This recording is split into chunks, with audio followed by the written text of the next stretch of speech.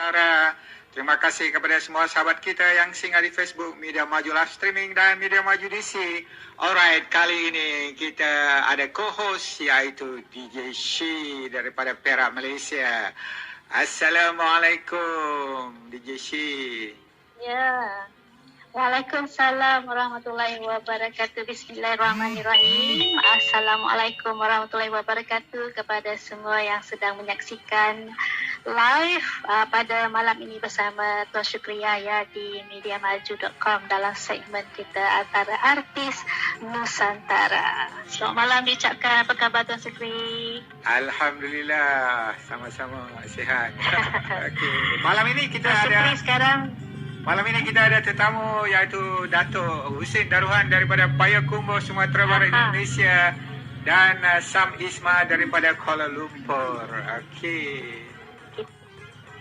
Yes. Ya, selamat datang. Kita akan bersama dengan mereka sebentar saja lagi. Dato' Husin Daruhan daripada Indonesia dan juga artis Malaysia iaitu siapa yang tak kenal saudara Sam Isma akan bersama dengan anda selepas lagu ini.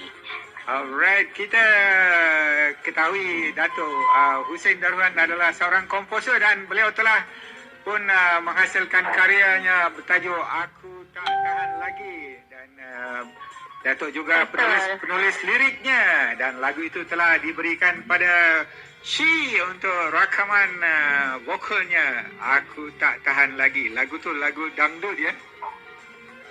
Ya, lagu irama dangdut.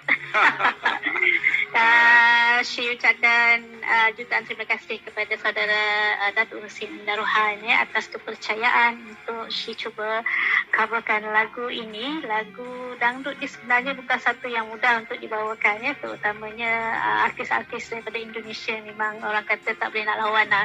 Dia punya melodi, lenggok dia tu agak mencabar juga ya. Nanti kita saksikan bersama beliau. Alright. Ayo kita bersama dengan Shi dengan lagunya Aku Tak Tahan Lagi. Aku Tak Tahan Lagi. Silakan.